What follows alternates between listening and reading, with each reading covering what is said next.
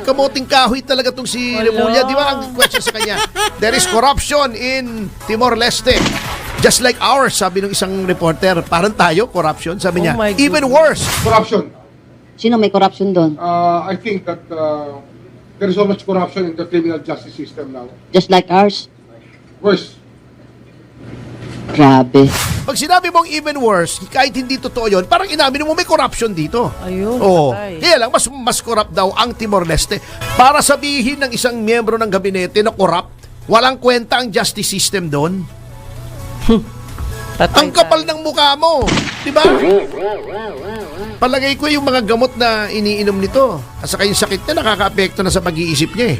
Para sabihin mo yon bago noong nililitis yung kaso, ha? Pabalik-balik ka sa Timor-Leste, nakikipag-meeting ka doon sa Pangulo ng Timor-Leste, si Jose Ramos Horta. I went there to talk to the president again. Who's president? Timor-Leste. Okay. I was there with the delegation of DOJ. Pupunta ka roon.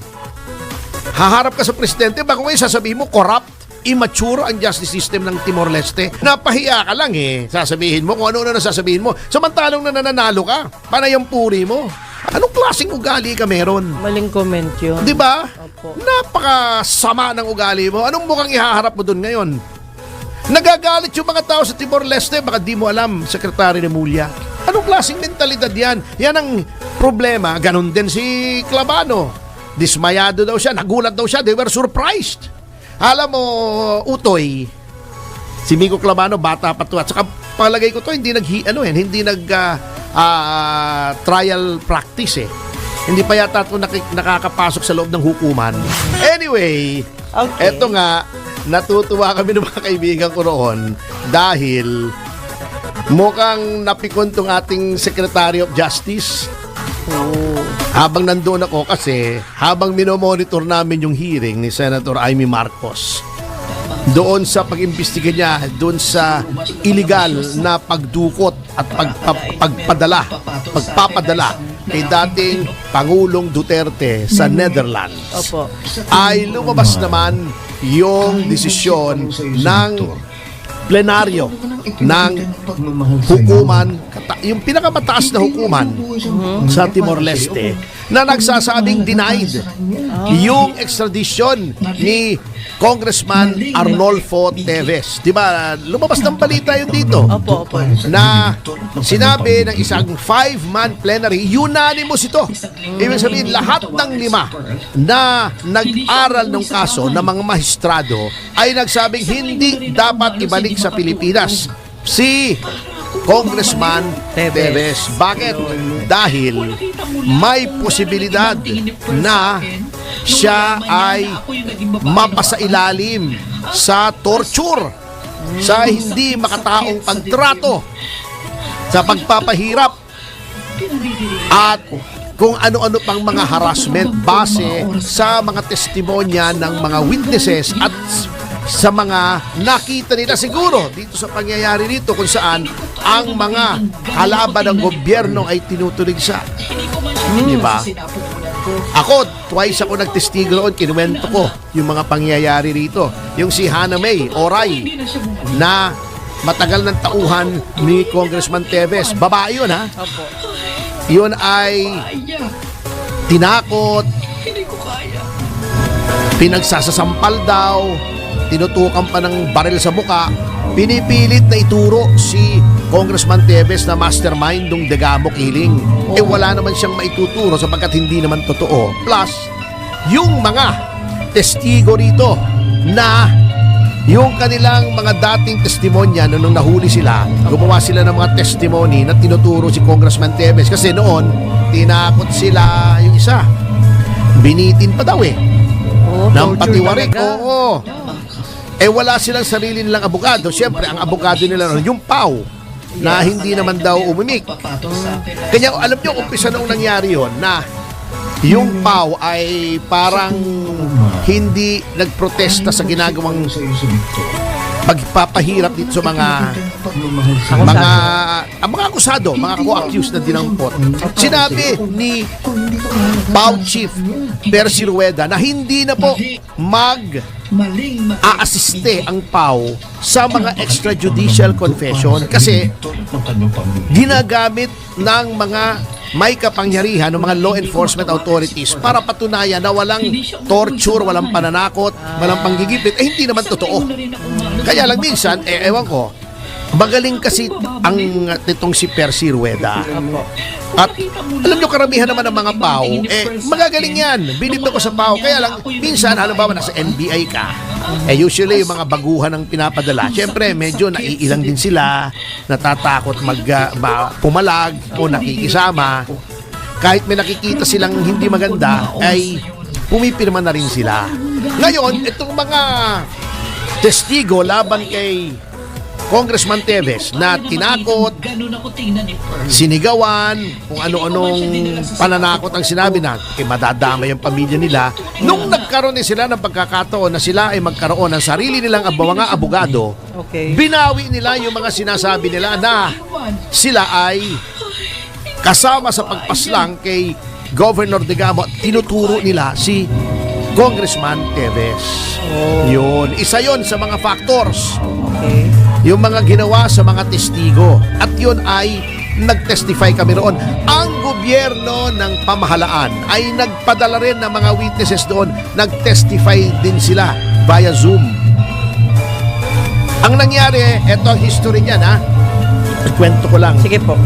Noong pumunta si Congressman Teves doon, wala naman siyang warrant laban sa kanya na iginawad ng korte ng Timor-Leste. Kahit anong korte. So, hindi siya maaresto. Nagkaroon ng red notice yung Interpol. Inaresto siya roon. Ikinulong si Congressman Teves doon. Nagpuntahan pa yung mga NBI, tinignan pa siya. Ngunit, alam nyo, ang Timor-Leste, pagdating sa human rights, mahigpit yan. Mayroon silang batas na nakalagay na kapag ikaw ay ikinulong sa Timor-Leste at wala ka namang warrant na galing sa korte ng Timor-Leste, may maximum lamang na bilang ng araw kung kailan pwede kang maikulong. At kung walang kaso na ipina-file sa iyo sa Timor-Leste, ha, hindi sa ibang lugar, sa Timor-Leste, yan po kasi ang example ng sovereignty. Wala kami pakialam kung may warrant ka sa ibang lugar, basta kung wala kang warrant dito, hindi ka namin pwedeng galawin. Kaya lang, siyempre, Interpol. Tama naman yung pagpapatupad ng red notice ng Interpol kay Congressman Teves. Kinulong siya temporarily. Ngunit, noong lumampas na ang maximum number of days na pwede kang ikulong under Timor-Leste law. So, ang sinusunod nila yung batas nila, hindi batas ng sino pa man. That's good. Pinakawalan na siya. Di ba, nagagalit sila, ba't daw pinakawalan? Yun po ang batas sa Timor-Leste. So, naghain ng extradition ang Pilipinas. Nilitis. Lumabas ang desisyon. Ginrant ang extradition. Yun ay may apila pa. Ang ginawa namin, nakita namin na mayroong maling ginawa ang korte ng Timor-Leste. Isang huwes lamang ang duminig, ang humarap sa amin upang dinggin ang kaso. Pero ang pumirma doon sa extradition ay sa order na pinapatupad o pinapayagan ng extradition ay 3 mahistrado. Sabi namin, mali yan, walang due process. Ano ba yung due process? Ano ba definition ng due process? It is a law that hears before it condemns. Didinggin ka muna bago ka paparusahan o bago magdesisyon. Yung 2 mahistradong pumirma ron sa desisyon na dapat payagan ng extradition, di naman nila nadinig si Congressman Teves. Di naman nila nadinig yung mga testigo. Di naman sila present nung nagkaroon ng trial. Sabi namin, may mali sa procedure. Pinakinggan kami. Na void, na null and void yung extradition. Di kung ano-anong pinagsasabi ni Remulla. ganun talaga ang apila sa Timor-Leste. Ito yun ang procedure. Okay. So, ang nangyari, di null and void. Pero hindi naman ibig sabihin, hindi ka na pwede mag-file ulit. Kasi technicalidad lang naman. Technicality. Opo. Nag-file ulit ang pamahalaan. Nag-hearing ulit. Bumalik ulit ako roon. Nag-testify ako. Abang nag-testify doon ako, si Commissioner Wilhelm Soriano, dating Commissioner ng Human Rights dito sa Pilipinas bilang expert witness. Si Sal Panelo nag-testify. Si Secretary Sal Panelo. May mga witnesses kami. May witness din ng gobyerno. Yung ating court administrator, si Court Administrator Raul Villanueva. Nag-testify. May nag-testify na dating human rights na yung hepe ng human rights ni Noynoy nung siya ay nakaupo. Maraming testigo rin Opo. ang dininig sa pabor naman sa extradition at laban kay Teves. Pagkatapos dinggin, ginrant ang extradition. Di tuwan-tuwa si Moyeng, uy, babalik na si Congressman Teves. Justice will be served. May apila pa. Tatlo po ang nagdesisyon. Sa tatlong yon, dalawa ang nagsabing tama na i-extradite si Congressman Teves. Yung isa, hindi siya payag. Ang tawag doon, dissenting opinion. Okay. Pero outvoted siya 2 against 1. Pagka ganon, pwede ka magpumapila sa plenary. Magiging 5 ang titingin sa apila mo. Nag-apila kami. Biglang sinabi unanimously hindi dapat i-extradite. O nagpupuputok ang butsi ni Boying. Alam niyo, mali yung ginagawa niya on so many levels. Unang-una, tayo ay may diplomatic relations sa Timor-Leste. Bago sasabihin mo publicly, immature ang justice system ng Timor-Leste.